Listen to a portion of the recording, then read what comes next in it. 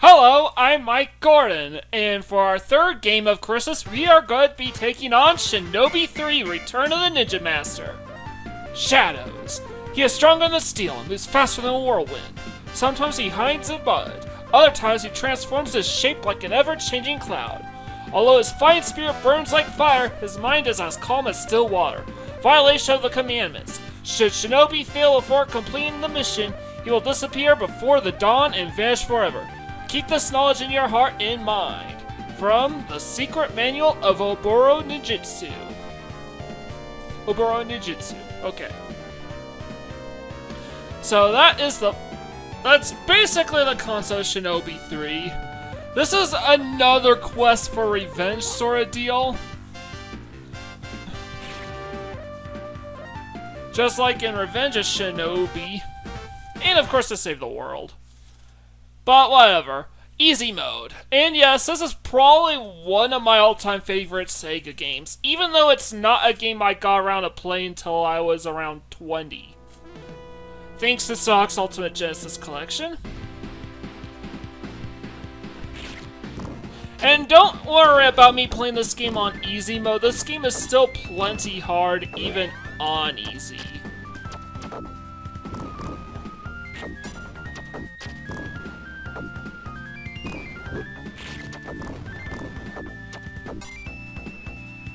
So, all you have to do to achieve a perfect playthrough in this game is, of course, beat the game. There's no good or bad endings involved at all. No bonus rounds, nothing.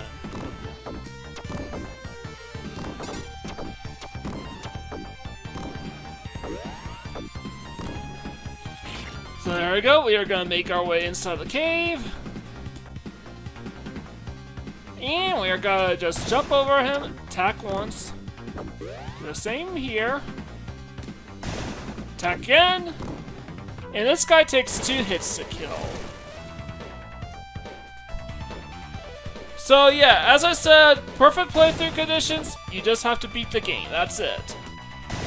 And no, you don't have to break all the crates or anything like that either. Actually, you can't even beat the game doing that. So forget about that. And I'll explain why when we get there.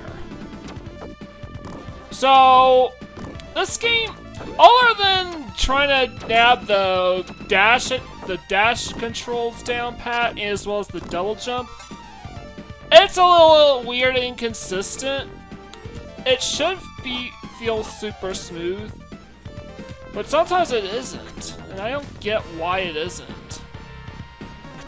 Now, the reason why you want to do a double jump, especially if you're wall jumping, is so you could... Because when you're wall jumping, normally you are jumping at a fixed trajectory. So a double jump actually makes you free from this trajectory. It allows you to move all around.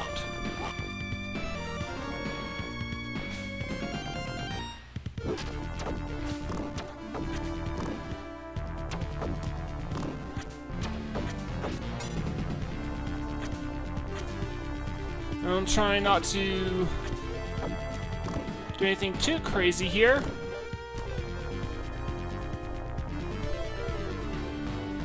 And just break this 3, and we're taking on the boss. And I basically, and honestly, I'm gonna say this much. Shinobi 3 is probably one of the prettiest looking Genesis games outside of Sonic and Streets of Rage, I would say.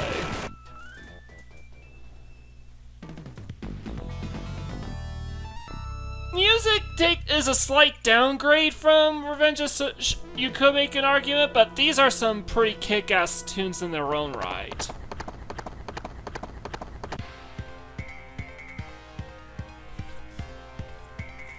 I wish I could show it, but I'm not allowed to.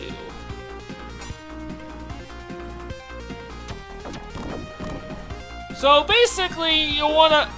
Now, with these auto-scrolling sections, you gotta be able to make adjustments based on where some of these, some of these collectibles are located. They're for shurikens, extra lives, power-ups, score bonuses,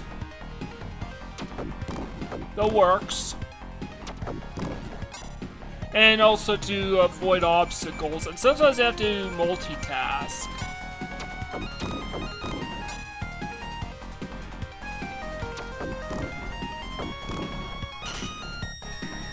But yeah, this is a fantastic, like, almost right away when I first played this game, I thought this game was awesome. So simply put, this is the reason why it's one of my favorite Genesis games of all time. It might be top 5, I have to look over it. I do think I prefer Sonic 2, 3, and Knuckles over this game. I prefer Streets of Rage 2 to this game, but these are games I grew up with.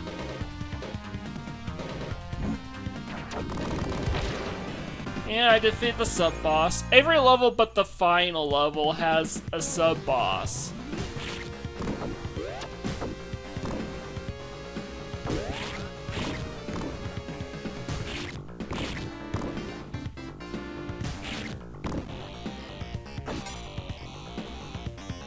So yeah, I'm just busy collecting whatever collectibles I can find.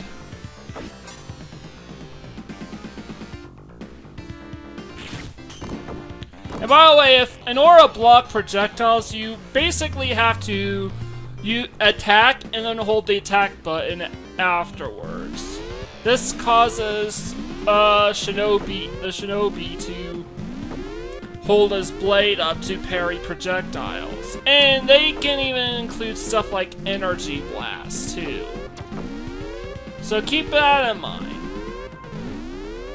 Though he can't block all attacks. Anything that covers the whole screen, he cannot block. He also cannot block all attacks. If anything can get over his parry box and make contact with him, he will still take damage from that. So he can't block everything. If it can still touch him, either because the blast line for the attack is too big, or because it's at the wrong angle. He's being attacked from the wrong angle. He'll take damage even if he's blocking. Honestly, that makes sense.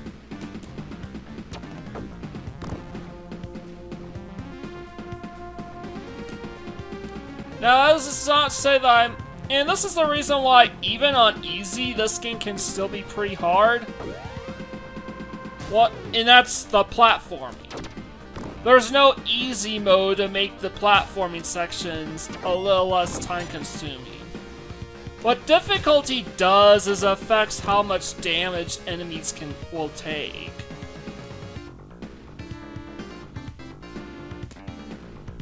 Before they go down. It doesn't affect how many, because the number on each stage is fixed. It may affect how aggressive the enemies behave, but that's about it. So here's the next boss. Looks like King has just developed sentience. And yes, this is and I would like to address an elephant in the room. Yes, the shuriken bounced off him, but that's okay, he's dead now. Yes, this is yet another Genesis game from Summer of Sega that's being covered here on 12 Games of Crisis. Honestly, with Vector Man Golden Axe 2, Shinobi 3, and the next game are also mega hype titles in their own right. But I promise you, every game from here on out is gonna be brand new. A game I have not covered on my channel before.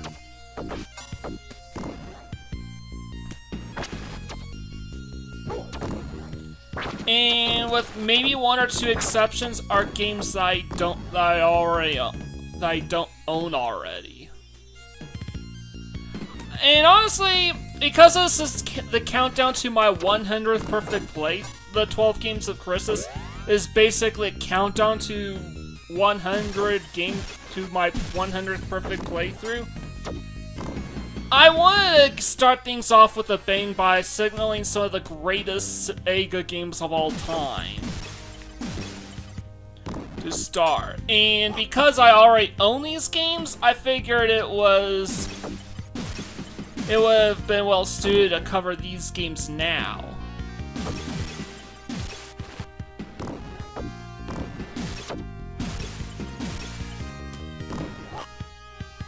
Alright, I was just checking the ceilings in case there's aren't any platforms up above.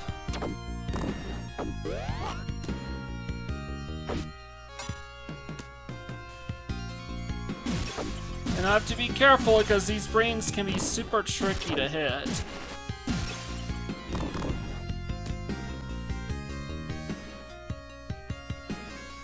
Alright, and now we're coming up on the platforming sections.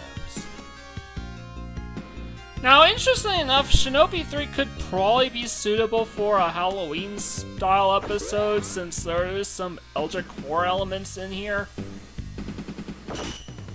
But it's not. But it doesn't take up a huge chunk of the game at all. And honestly, I thought this game would have been more suited for 12 games of Christmas than Halloween, due to its reputation and whatnot. It is an absolutely fantastic controls. Yeah, I'm a little rough around the controls does seem really rough around the edges, but I don't know. I've actually seen some videos basically calling Sonic 2 and other Sonic games like Sonic 1 and Sonic 2 as overrated. I'm scrolling through the power-ups to see if there's anything worth using, and I didn't like my options. If I have to, I'll just settle for the default option, which actually protects you from taking damage for a short while.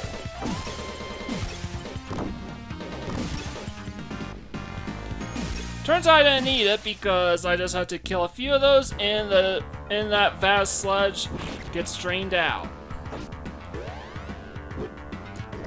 And here's basically the only thing about this game that screams Halloween. That thing in the background, and I guess this chamber as well.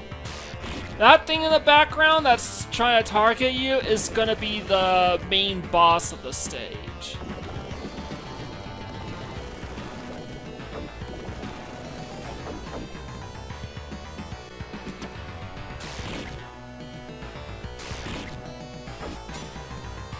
So I have to literally try to outrun that crosshair, because if he locks on to me, I'm gonna get hit by a near unavoidable energy blast. This is for anybody who hasn't seen my Summer of Sega live stream of this game.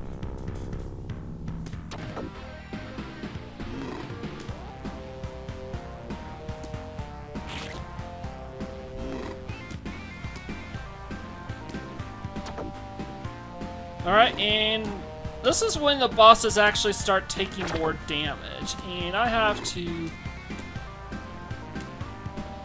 Unfortunately... Gotta dodge that right in the nick of time. I was more concerned about getting sucked into the boss, but it doesn't matter, he's dead now. If you get hit, you basically...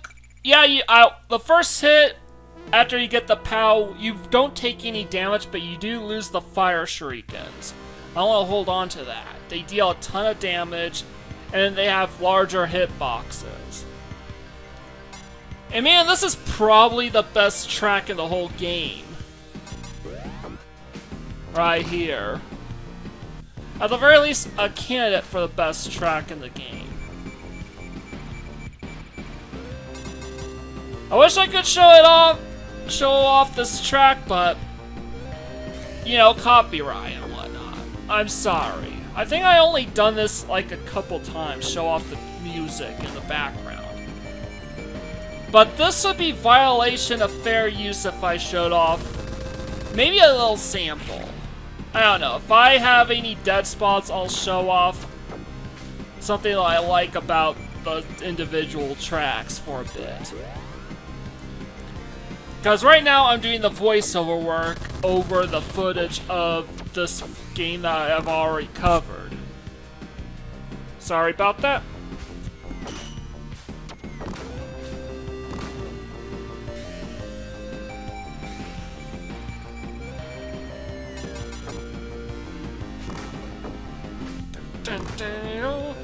Yeah, so I was just chilling out to the music. Again, it's probably a copyright thing to not show off too much of a music track, so I have to... I wish I could just show off bits and pieces of it, because this soundtrack still kind of rocks. I don't know, it's... The Revenge of Shinobi versus Shinobi 3 thing is kind of like the Streets of Rage 1 versus 2 debate, from the music standpoint. Both games have amazing music tracks, with the first game arguably having better music, with their follow-ups having better gameplay. It's such a terrible little quandary to deal with. So yeah, this is where one of the things I mentioned about my struggles double jumping. Sometimes it just doesn't work for some reason. And I literally have no idea why.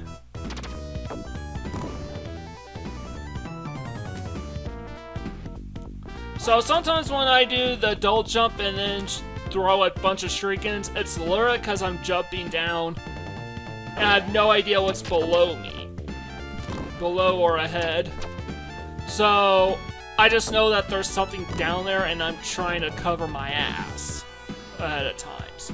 Yes, you can attack enemies from outside, from off screen. Though it can't be too far off screen or else the enemies won't spawn in. Actually, that's not true. The enemies have already spawned in, it's just that your shurikens will despawn.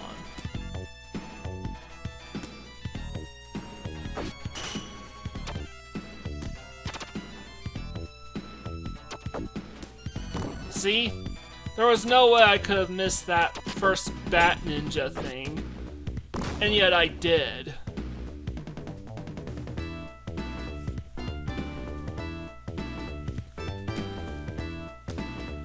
So I kind of like that the sub-boss literally reveals 3 of those robots, and they are essentially going to be our next couple boss fights. The other 2 robots will be our next couple boss fights.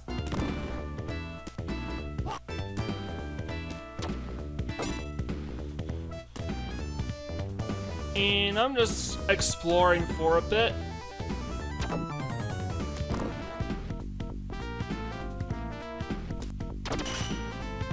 Yeah, can't have too many extra lives, especially for the final boss.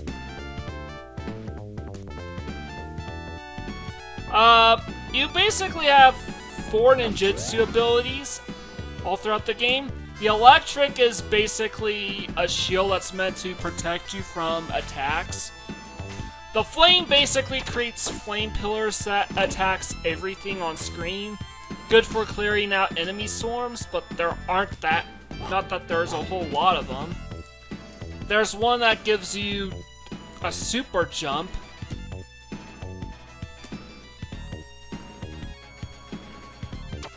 Which can be good for some tricky platforming. And then one which is a kamikaze attack for a ton of damage.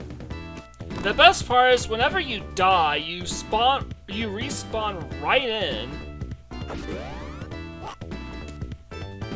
with a brand new with another access to another ninjutsu power, which means the number of uses you have for the kamikaze attack is actually tied into the number of lives you have, not the number of power-ups. because every time you die, you gain a new ninjutsu power up. So here's the second of those 3 mechas that we have to fight, and the main boss of the stage.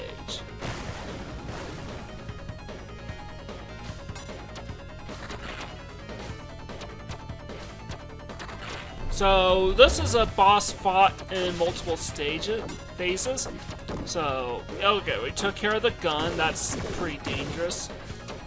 Have to take care of the shield now.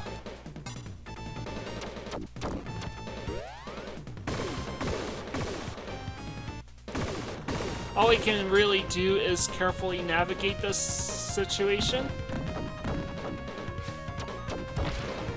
Alright, we took care of the shield, and now A is grounded.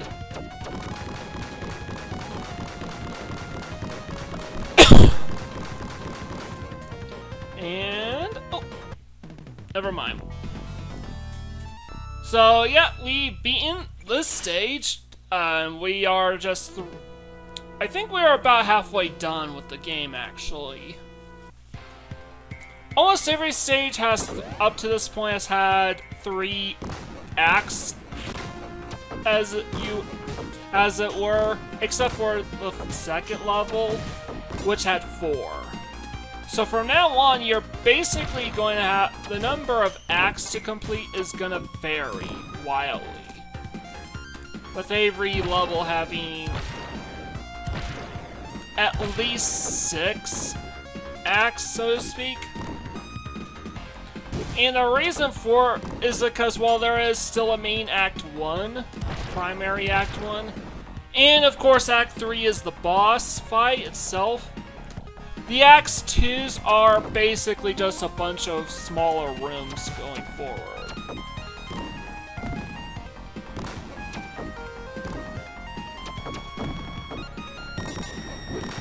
Alright.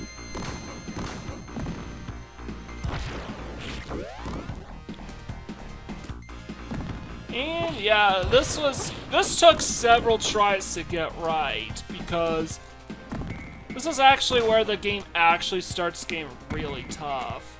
Actually, that's not true. I would say where the game gets really tough would have been level 4. But yeah, there is quite a difficulty spike here. Actually, this is another game stage with a pretty excellent track. So, actually, I would say Shinobi 3 has Revenge of Shinobi beat in the music department, I would say. Easily. I mean, these tunes really, really bop.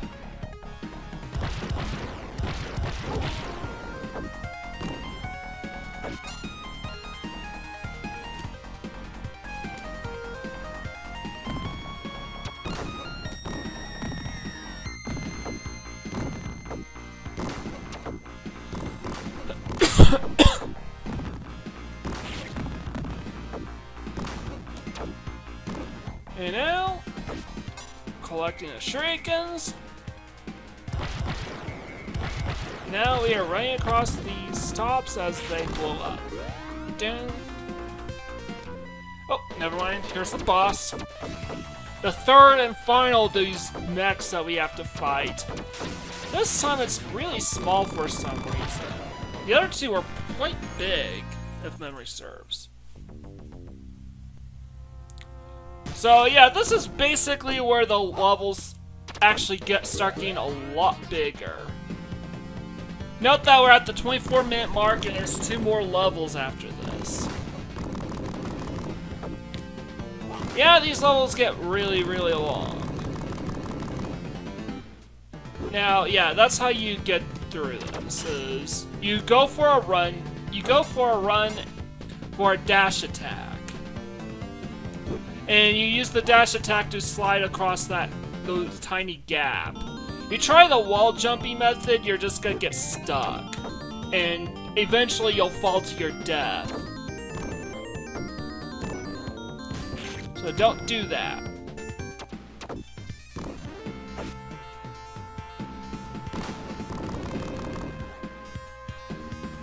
So yeah, I'm gonna...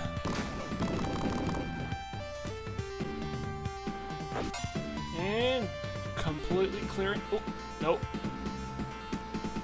Let's get up here. Okay, good.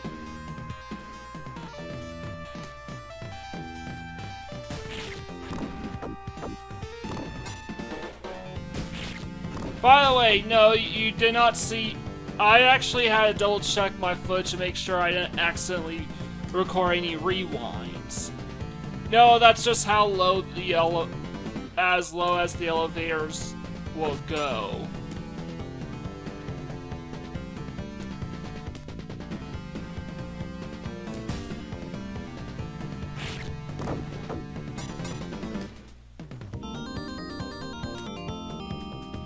So what I'm gonna do is try to go to the other side, collect all the treasures there, open all the crates here.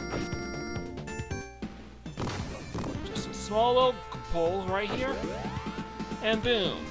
Just in case you might need to use another ninjutsu. And of course I used the kick attack. To use the drop kick attack, you have to hold down while in midair, and then press B.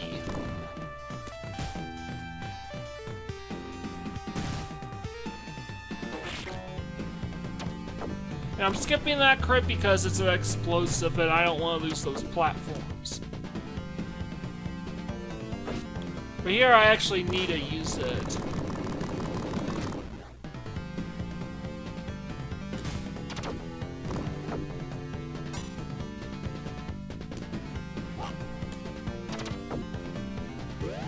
POW, which would actually give us the flame shields in case we actually took any damage back there. So yeah, that explosive is gonna come in handy real soon. As will this.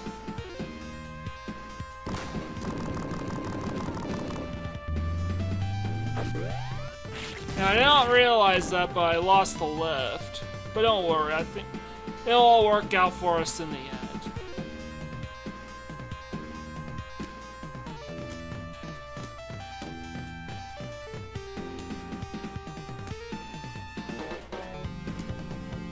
Again, running can be a little awkward, especially if you don't have the controls down pat. And, oh yeah, I actually tried saying this previously, but Shinobi 3 in the whole wonky controls department is sort of like the flaws of, say, Sonic 1 or 2 that I hear so much, or any of the other Sonic games. And I do think it's one of those things where I don't think being super awkward, having difficulties getting a handle of these sorts of things makes it bad. Struggling with the special stages in Sonic 1 or 2 doesn't make them bad, per se. Actually, if you get really good at those special stages, you don't really care if they might not be the best thing in the world, if you can tolerate it. Just a matter of how much you're willing to tolerate. And spoiler, but most diehard Sonic fans would probably be willing to tolerate the special stages of Sonic 1 and 2. Especially since Sonic 2 is basically practice, learn the ropes, and you can feel good about your mastery of those special stages. Like, you can literally play through them, even with Sonic and Tails like water off a duck's back.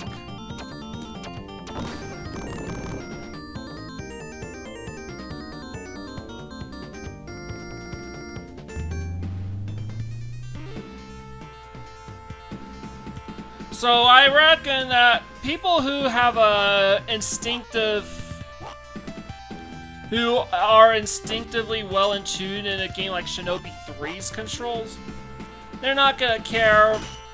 Not only are they not gonna care of the wonkiness and trying to fit as many different commands as possible, they may love the game even more for it. Like, it's easy to love a game if you think you're awesome at it. If you fancy yourself as awesome at the game.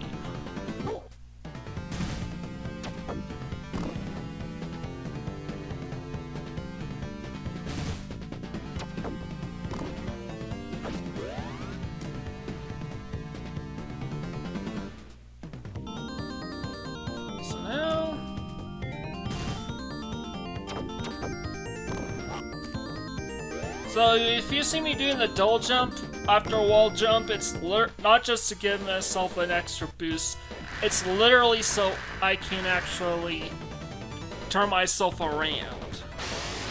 And looky here, it's Mecha Godzilla.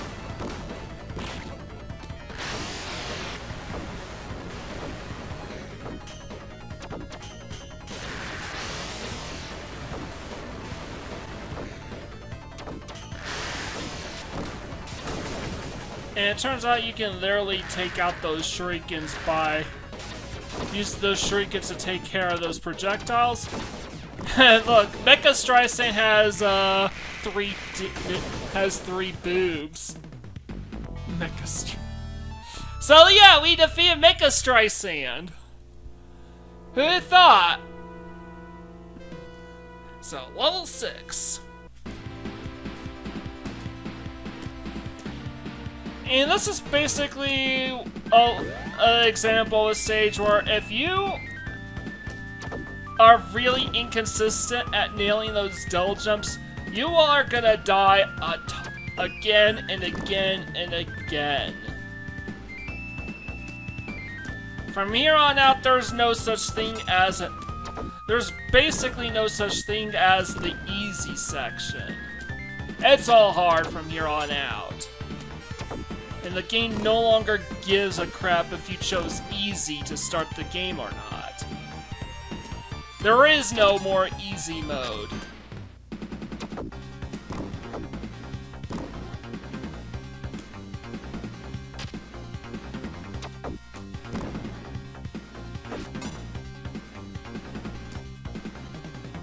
All it is hard and hard as fucking shit.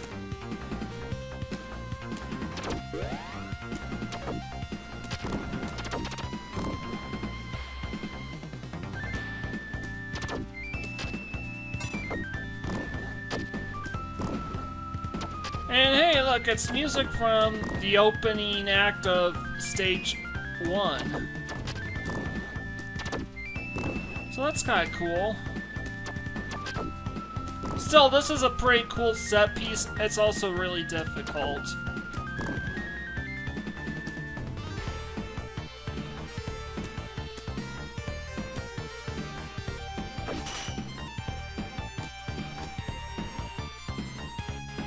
And I think we're almost there. We haven't seen another enemy in quite a while. We gotta be close to the end.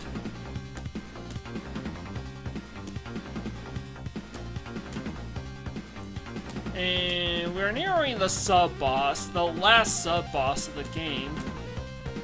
Trying to think of it. And there we are. The trick is you want to hit at the center of those spirally whirly things in order to cause the boss himself to spawn. You only got about 2 hits to 2, maybe 3 hits before he becomes translucent and you can't hit him anymore. Rinse, repeat until he dies. So he's getting darker and he's turning more and more red, pinkish red at this point, which means he's close to dying. I actually like that instead of giving the bosses actual health HUDs, their HUD is literally in their coloration. And just like that, the boss is dead.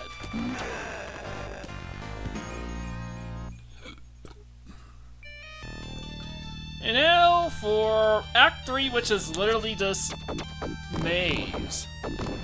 By the way, I'm just gonna show you the fastest way to the main boss.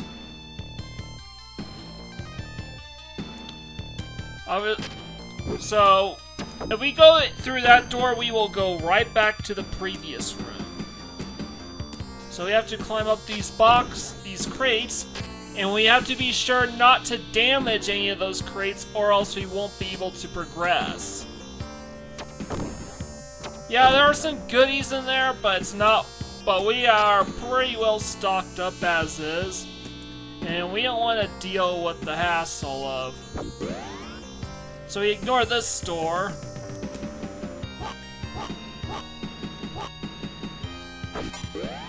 And we got a ninjutsu. Cool. Wait, no, it's just a POW. Well, that's weird. So we have to carefully navigate those pillars and those spikes.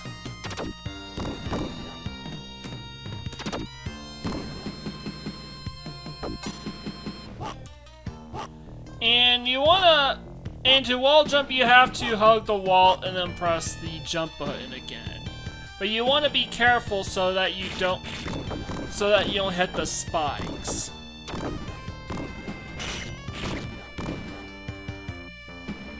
So I think we're about done. We skip this door because that will take us back to the box room. And we go in here. Let's get this door in it, and here's the boss room. Hey, it's the final boss from Revenge of Shinobi. Except there's two of them. Hold your horses till the end, because this ain't the final boss.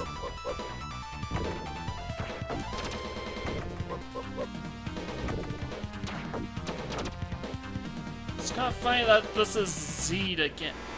Has attacked again? And this is where the boss fight truly begins.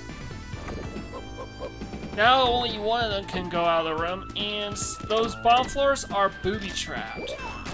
Actually, due to those fans, I gotta use the ninjutsu power-up to grant me protections while I wail on this guy. And just like that, I completely trivialized what would have otherwise been a really tough boss. Now for the final level. Final confrontation. There are no more sub-bosses. Instead, we just have to go through this super dangerous obstacle course. And I just found out before I began filming, you can literally shoot those giant freaking laser beams to destroy them. You don't have to jump underneath or around, wait for them to be out, and then jump underneath and around them. That's some insanely tricky platforming, to say the least.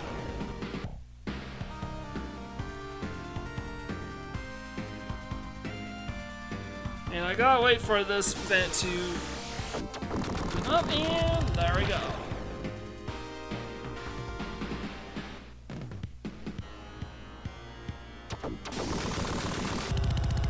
And just like that, this section was pretty easy.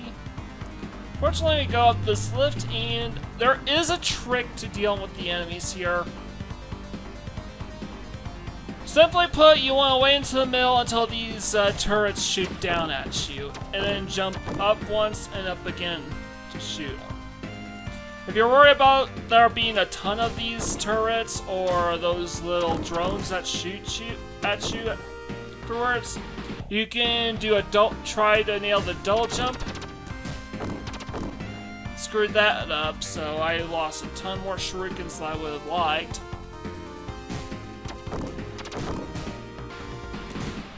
And just like that, you can cover those turrets. But you just wait till they fire around at them. And you can clear out super quickly. I think we're done with the drones, though.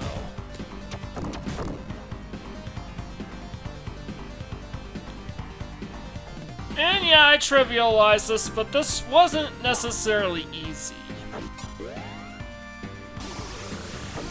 Now these giant freaking laser cannons, all take 2 hits to destroy, at least on easy mode. Maybe they take a lot more to deal with, but for what it's worth, we can shoot the projectiles. And we can also block them. Try jumping down and it didn't work.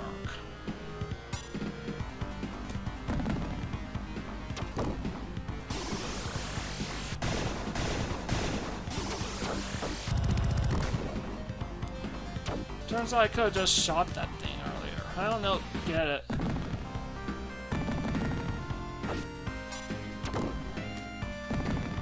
So, yeah, we are...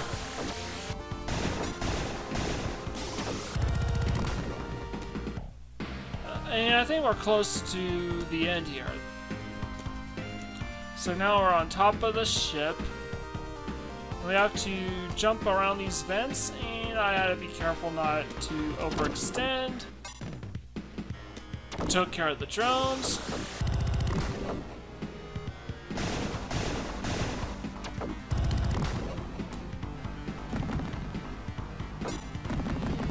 Man, this section goes on way too long.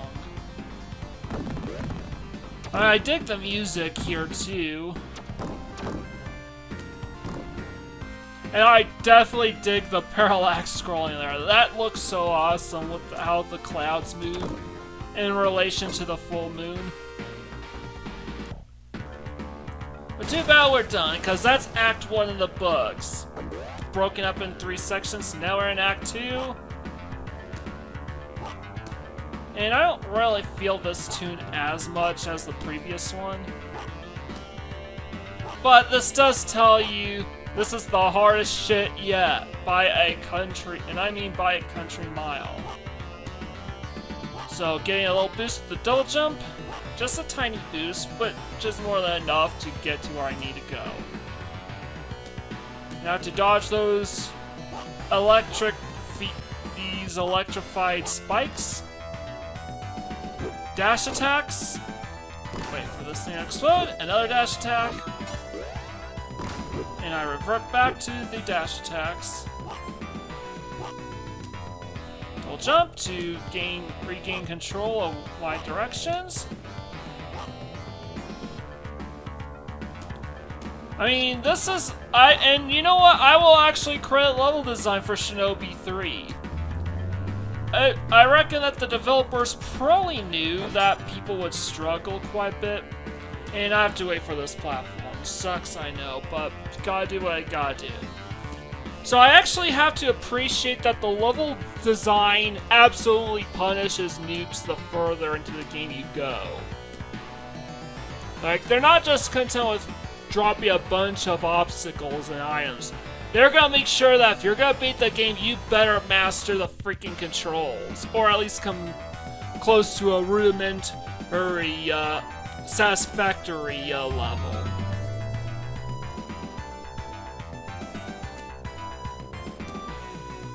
I mean, look at this crazy shit. Now, I reckon it is possible to make it all the way up here without having to touch a single one of these platforms.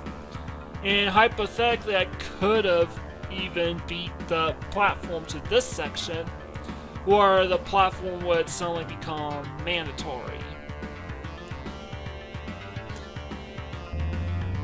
I have to do light jumps so I don't hit the electrified ceiling. And you also have to wait a bit so you can jump off at the right trajectories. Survive.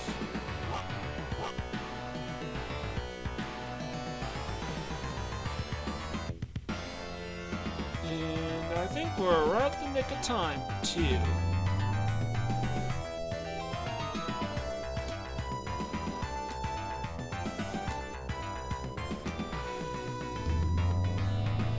So yeah, don't be afraid to try for the double jump if you feel you can't make it.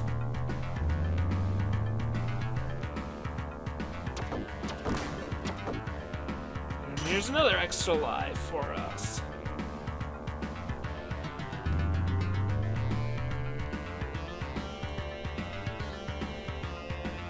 And I have to duck down here because I'm just tall enough to touch the electric field.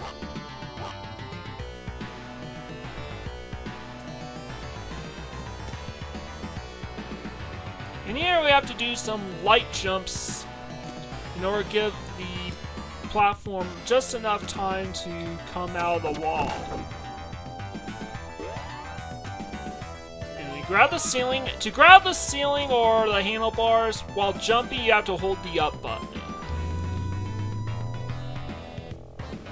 He's not gonna grab onto the ceiling automatically. Anyways, that was probably the most difficult section of the whole game, bar none. But now we have to go for probably the most difficult wall jumping section of the game, because if you screw up once, you're basically dead.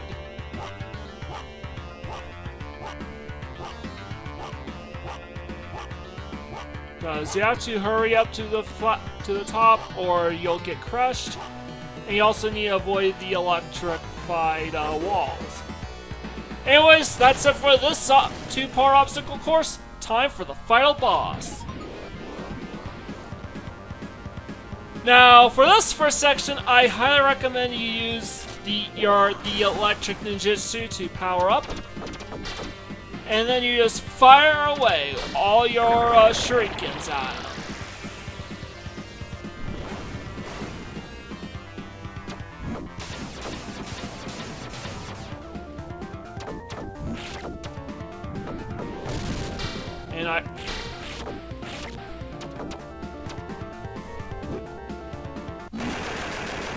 And that's it!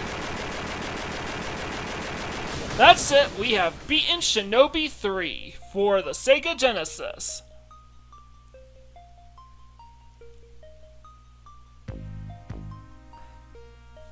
And we made it look easy too. That goes to show just how far I came when playing this game.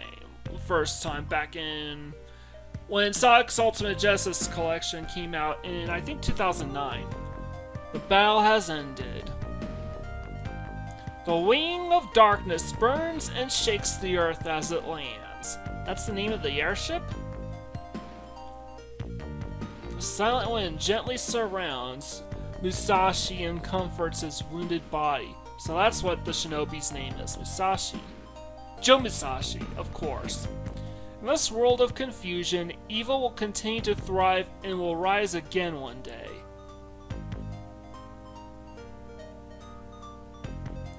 When history takes another turn, there will be a man running in the darkness.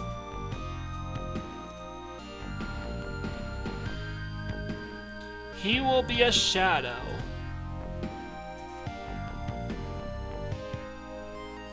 He will be a shinobi.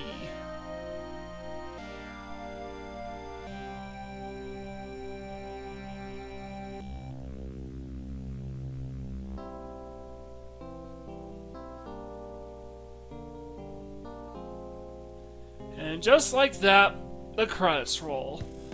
Now, I do recall the credits being really, really long for this game. But we beat in this game well below the 1 hour threshold I set out for when doing these perfect playthrough onesies. So the way I see it, this playthrough has been a success. But we still got one more game from my back catalog left to cover, and then I will start unraveling the presents prop, the true Christmas presents.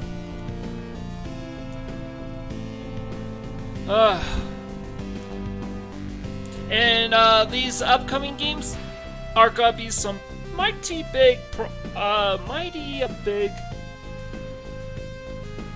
projects, to say the least.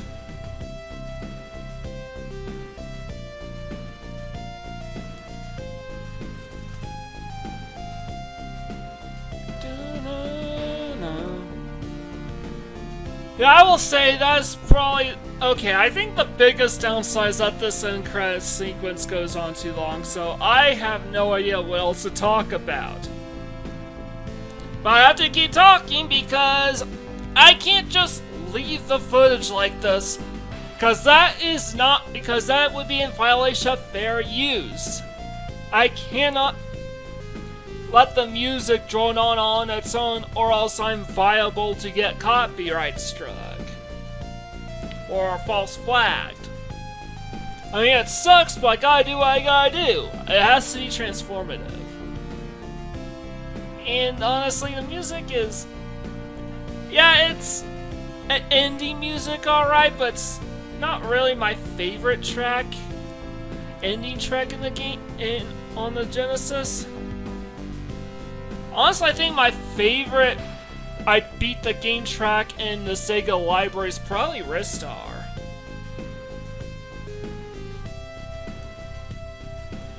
But yeah, and now the credits are done. And he just keeps running, and he keeps riding off into the sunset. To be continued. Yeah, the next Shinobi game will come out on the Saturn, and then after that, I think you get a 3D Shinobi game, 1 or 2 3D Shinobi games on Gen 6, on like Xbox and PS2. And that's about it for this franchise, sad to say. It never was able to take off like the 3D Ninja Gaidens could. Maybe someday I'll play the Saturn Shinobi, the Shinobi on the Saturn, but who knows. But I still have to play the OG Shinobi on arcades. I do have it thanks to Sonic's Ultimate Justice Collection. But regardless, tune in next week when we take on our 4th game of Christmas, and after that, our 12 games of Christmas will turn into a daily routine. So if you like this video, please leave a like, comment, share, and subscribe on my channel. I greatly appreciate it. With all out of the way, this is Mike Gordon, signing out.